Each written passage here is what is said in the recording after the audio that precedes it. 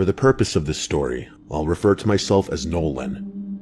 This started the way most gym friendships start. You see the same guy a lot, you nod at each other. After a while, you stop pretending you don't recognize them. You just say what's up like it's no big thing. I was going to my gym almost every day after work, same time, same routine. It was the only part of my day that felt predictable. One of the regulars was a guy named Josh. He had that look like he wanted people to see him as a serious lifter.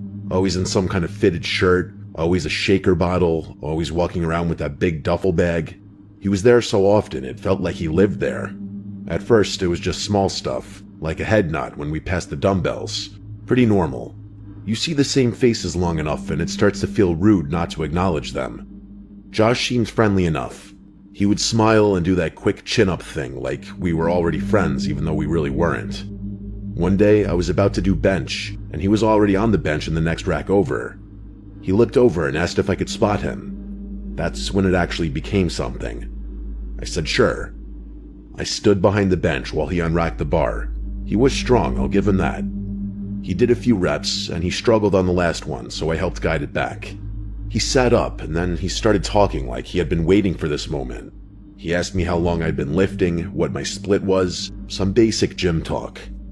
I told him, and he told me his. He talked fast, and I could tell he was high energy. He asked where I was from, what I do for work, and if I lived close. I kept it basic. I didn't give him my address or anything, just the general area. He said he lived not far from me, and he laughed like that was proof we were meant to be friends. Before I went back to my set, he asked if I had Instagram. He held out his phone pretty casually, so I just followed him back. It didn't seem like a big deal. People exchange socials all the time now. It's like the modern version of swapping numbers. For the next couple of weeks, it was the same routine but slightly different. If Josh was there, he would come over and say what's up. He'd ask what I was training. He'd comment on something I did like he was coaching me, even though I didn't ask. It wasn't offensive, just a little much. I figured he was just one of those guys who treated the gym like a community center. He would DM me gym memes sometimes. Dumb stuff, videos of guys failing lifts, or edits of bodybuilders with dramatic music. I'd just react with a laughing emoji and keep it moving. I didn't want to be rude. He seemed like he just wanted a gym friend. Then he messaged me one day saying there was a local festival happening that weekend and we should go. I didn't even know about it. I looked it up, and it was one of those town festivals with food trucks, cheap drinks, random vendors, live music, and a crowd that's half families and half people just there to get buzzed in the middle of the day. I hesitated, but I said sure. It sounded like something to do. I figured it would be a quick hangout. If it was awkward, I could leave early. When the day came, I met him there in the afternoon. The first thing I noticed was how different he seemed outside the gym. At the gym, he had that controlled energy. Outside, it was like he had no volume knob. He was loud from the moment I saw him. He came up grinning too hard, slapped me on the shoulder, and started talking like we were reuniting after years apart. Then he started doing these weird voices, like cartoon voices. High-pitched, nasally, and then suddenly deep and scratchy. He'd say normal sentences, but in a voice like he was doing an impression. It didn't fit the situation. It wasn't like we were telling jokes and he was doing characters. He just kept switching voices for no reason, like he couldn't help himself. At first, I laughed because it caught me off guard. It was so random that it was kind of funny, but then it kept going. We got drinks and walked around, and it was like the alcohol flipped something on in him. His jokes got more inappropriate. Not in a clever way, more in a shock value way. He'd point at random people and make comments that you should not say out loud, especially not around families. He kept trying to make me laugh by saying stuff that would get him punched if the wrong person heard it. I found myself doing that tight smile thing, laughing a little bit but also looking around to see if anyone heard. He didn't seem to care at all. He would look right at people while saying things, like he wanted them to react. A couple times I told him to chill, like calm down, and he would laugh and do another voice, like a creepy whisper, saying my name like it was part of the joke. Nolan, in this fake, spooky tone. He did it more than once. It was weird how much he liked saying my name. Still, the festival was busy and loud, and I could tell myself it was just him being socially awkward and trying too hard. Some people have no filter once they start drinking. I didn't want to judge him too harshly off one day. We ended up staying a couple hours. I went home thinking he was strange, but probably harmless. After that, he kept messaging me more. He started sending DMs that were less like memes and more like constant check-ins, asking what I was doing, asking if I was going to the gym later, asking if I wanted to link up again. At first I answered, but then I slowed down. I'm not the type of person who wants to be texting all day with a guy I barely know. He asked me to go out to a bar one weekend and said he invited 2 girls to meet us. That made it feel more normal. Like, okay, we're just going out, there'll be other people, it won't be just the 2 of us. So I agreed. We met at the bar at night. Josh showed up already buzzed, I could tell right away. He had that half-there look in his eyes and the extra confidence. We ordered drinks and about 10 minutes passed, then 20, and no one else showed up. I asked about the girls, and he said they bailed. He said it like it was nothing, like it happened all the time. Meanwhile, he hyped this up almost like it was a double date. I felt like he lied the entire time about the girls just to get me there. That thought landed in my stomach and stayed there. Then the voices started again, even worse this time. He wasn't just doing cartoon voices. He was doing these creepy, exaggerated sounds like fake laughing, fake crying, then switching into a deep voice like a movie villain. He would incorporate these sounds and voices into the conversation we were having, but it was still so weird. He kept doing it right at the table while people around us were trying to have normal conversations. I saw a couple at the bar look over and smirk, not because it was funny, but because it was awkward, like they were watching someone make a fool of themselves. Josh seemed to notice and leaned into it. He got louder. He started telling jokes that didn't even make sense, then laughing at himself too hard. Every time I tried to bring the conversation back to normal, he'd interrupt with another voice, and then he started saying my name again. Nolan. Listen, Nolan. It was like he couldn't talk without anchoring me to him. I felt embarrassed sitting there, not because I cared what the strangers thought, although I did feel like he made me look like a weirdo by association, but because his energy was so off that it made me feel trapped. People were watching, and the bartender looked annoyed, like she thought he was overly drunk and considering kicking him out. Josh kept drinking. He ordered shots and tried to get me to do them. I said no, and he acted like I was betraying him. He made a joke about me being boring. Then he did a voice like a crying baby. I forced a laugh, but inside I wanted to get out of there so bad. I looked at my phone and made the decision I was leaving. I told him I had to go help my brother with something. It was the first excuse that came to mind. Josh stared at me for a second like he didn't believe it. His face changed and he looked genuinely annoyed, like I had just ruined his night. He asked why I couldn't just stay. I repeated that I had to go. He said something under his breath, then did that fake laugh again, but it sounded angry this time. I stood up, said I'd see him at the gym, and left. He didn't even say bye. People looked at me as I left, and I knew it was because we were a spectacle in there because of him. On the drive home, I felt relief. It was like I had been holding my breath for an hour. I told myself that was it. I wasn't hanging out with him again. Gym acquaintances is one thing. This was something else. The next time I went to the gym, I saw him.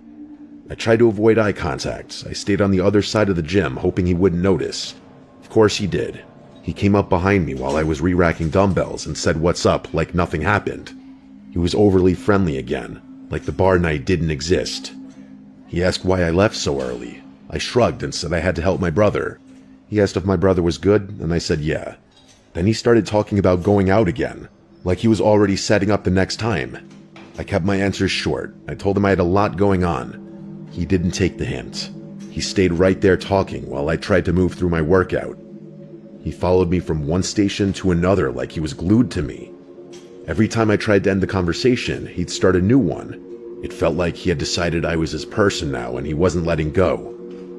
After that, I started changing my gym time. I'd go earlier or later just to avoid him. Sometimes it worked, and sometimes it didn't.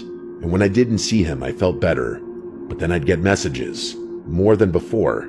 If I didn't open them, he'd send another. If I left him on scene, he'd send messages like, "You good?" I started not opening my Instagram DMs at all. I hated the feeling of seeing his name pop up. It was like a knot in my stomach every time. I thought that if I ignored him long enough, he'd get bored and move on. One night I was in my room lying in bed, trying to fall asleep. It was a hot summer night and my window was cracked. My room is on the first floor facing the backyard. heard something outside. It was a low and drawn-out voice, like someone trying to sound spooky on purpose. It said my name. It wasn't loud, but it was right outside, close enough that it felt like it was under my window. Then after that, it was just the sound of the wind, making the abrupt stop even more unsettling. I sat up in bed, listening hard, but I heard nothing else. I got up and went to the window and looked through the blinds. Though I couldn't see anyone, I felt someone's presence out there. I can't explain it. I whispered through the window, asking if it was Josh. I didn't mean to say his name out loud, but it slipped out because that was who it sounded like. When there was no answer, I backed away from the window and grabbed my phone. My first thought was, how would he even know where I lived? I hadn't told him my address nor posted it. I went to Instagram and messaged him. I asked if he was outside my house. I stared at the screen after I sent it, feeling stupid, but I needed to know. The messages showed seen a few minutes later. That made it worse. He saw it and didn't answer right away. I watched those little seconds pass like they were hours. Then he replied with one word. No. That was it. Incredibly fishy why he wouldn't respond something more, at the very least questioning why I asked that. I didn't respond. I put my phone down and tried to forget it. The next day, he messaged me again asking why I was being cold and distant. I didn't answer. I didn't want a conversation. I didn't want to give him anything to latch onto. But that night, I heard it again. This time, it wasn't outside my window. It was in my backyard, farther back, like someone standing near the fence line. It was the same intentionally creepy voice in the same fake tone, like it was meant to scare me. It sounded like Josh doing one of his voices. He said my name again, slow and stretched out. Then it stopped abruptly, as if he noticed movement inside. I got up and walked to the window fast and pulled the blinds aside and stared out. The backyard looked empty. I closed the blinds and locked the door. Even though it was hot, I shut it completely. I turned my fan up to full blast so I wouldn't hear anything else. Then I picked up my phone and messaged Josh again. This time I didn't ask. I told him if he didn't leave and if he ever came back, I would contact the police and get a restraining order. I left it off with calling him a freak. I blocked him right after sending it. I set my phone down and told myself that was the end. I had drawn a line. He would get scared off. That's what normal people do when they get threatened with police. But Josh wasn't normal, clearly. I lay there staring at the ceiling, and I couldn't sleep. Even with the fan on full blast, my ears were still searching for sounds outside. A part of me felt this awful curiosity, like if I didn't check the window, I'd be blindsided. I rolled over and carefully lifted the blinds just a little. Through the small gaps, I saw a figure close to the window. A shadow outline standing still. It was so close that it blocked some of the faint light from outside. I yelled loud right at the window, telling him to get out and never come back. The figure/shadow shifted away from the window and disappeared into the dark. I stood there now shaking, listening for the sound of the gate closing or something, but there was just silence now. After that, I didn't feel safe in my own room anymore. Every sound outside made me think he was back. I stopped going to that gym completely. I didn't want him seeing my routine. I signed up at a different gym across town, even though it was more expensive and further away. I stopped posting on Instagram for a while. I kept my blinds closed at night, and I started checking locks obsessively. 3 weeks passed and nothing happened, so I started to relax a little. Then one morning, I walked out to my car and saw my rear tire was flat. I crouched down and saw the cut. It was a clean slice in the sidewall. He slashed my tire. I looked up and down the street like I expected him to be standing there watching me. I didn't confront Josh. He was blocked anyway. I knew confronting him would only feed whatever this was. If he did slash my tire, it meant he was watching me. It meant he wanted a reaction. I didn't want to give him one. I got the tire replaced, and that same day I bought cameras. I installed Ring cameras around the house, front and back. I put motion lights in the backyard. I didn't like spending the money, but I liked the idea of being blind even less. I kept a low profile after that. I stopped going out late, I didn't take the same route home every day, and I'd check the Ring app every time I get a motion notification. The worst part about all this was knowing a guy I met in the most normal place, a guy I just tried to be friendly to, developed this disturbing obsession with me after hanging out twice. And once someone like that decides you're their friend or you hold any sort of relationship with them, good luck getting them out of your life. So my advice is to be careful who you let into your life at all.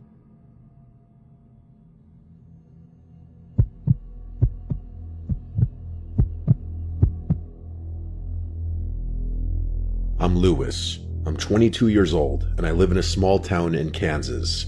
It's a safe town. I've lived here for almost 14 years. I work at a Mexican restaurant, and I've been doing that for 4 years. It's not a bad job. I go to the gym every day with my friend Colton. He's 19. He's your typical redneck kind of guy, but he's chill and a good friend. This happened last summer. Colton had been dating a cheerleader from high school named Addie. She was 17. They met on a dating app and dated for about 4 months. Their relationship was toxic, to say the least. They fought over small things constantly. She didn't even like him going to the gym with me. She wanted him with her all the time. Eventually, Colton found out she had cheated on him with multiple guys. That was the final straw. He broke up with her. She didn't take it well. One Tuesday night, Colton and I were at the gym like usual. We normally go around 7 p.m. because he gets off work at 6. We were drinking our pre-workout and starting our session when the gym door opened and a girl walked in. She was wearing a red hoodie and blue leggings. Right away, something was off. She just stood there for a second staring at us instead of looking around the gym, moving, or looking at her phone. Then she walked towards the women's locker room, but kept looking back at us as she walked. Colton didn't really think much of it, but I did. A few minutes later, we heard noises coming from the women's locker room. It sounded like crying mixed with whispering. It was loud enough that we could hear it through our headphones. It wasn't normal crying. It sounded unstable, like someone talking to themselves while breaking down. We tried to ignore it and kept working out. About 10 minutes later, she came out of the locker room wearing the exact same clothes. That's when it got stranger, because if you go into the locker room, you're usually changing to work out, but she didn't. She just walked out and started moving around the gym without actually using any equipment. She kept drifting closer to us, like too close, hovering near whatever machine we were on, watching us, not even really working out. I told Colton I was getting uncomfortable. We moved to another machine. A few minutes later, she was gone, but we didn't see her leave. We just realized she wasn't there anymore. We finished our workout around 8:40 p.m. and went outside to talk for a bit. I noticed a car sitting in the parking lot with its lights on. That felt weird because only 4 other people were there, and they had come together in one truck. But we brushed it off. About 10 minutes after I got home, Colton texted me asking if I remembered that girl from the gym. I said yeah. He asked what if it was Addie. That idea made my stomach drop. He said she had been acting crazy since the breakup and really wanted him back. I told him there was no way. It was probably just some random girl. Eventually, we both convinced ourselves it wasn't her and went to bed. Around 11:30 p.m., I heard knocking on my brother's window. I went to look outside, but didn't see anyone. A few minutes later, there was knocking on my window. Again, no one was there. Then I heard aggressive knocking at the front door. The doorknob started shaking violently. Not someone checking if it was unlocked, someone trying to get in. Then I heard a girl laughing. Not normal, playful laughter, it was hysterical. Every few seconds, she would start laughing again like she was enjoying herself. I started feeling sick. Then my phone buzzed. A random number texted me saying to leave Colton alone. It said I convinced him to break up with her, and that now I would pay the consequences. I knew immediately it was Addie. Another text came in. It was a picture of a knife in her hand. That's when it became real. She wasn't just angry. She was outside my house with a weapon. I texted my dad, who was thankfully still awake. He called the police immediately. The laughter stopped after a few minutes, but I was too scared to move and check. When the cops arrived, they found her sitting in the grass near the house like she had been waiting. They arrested her on the spot. She admitted everything to the officers. They asked if I wanted to press charges, and I said yes. I called Colton and told him what happened. He was just glad I was okay. The only thing I still don't understand is how she got my address. I never gave it to her. Colton swears he didn't either. That part still bothers me, because if she found it once, she could have found it any time. I'm just glad the police got there when they did.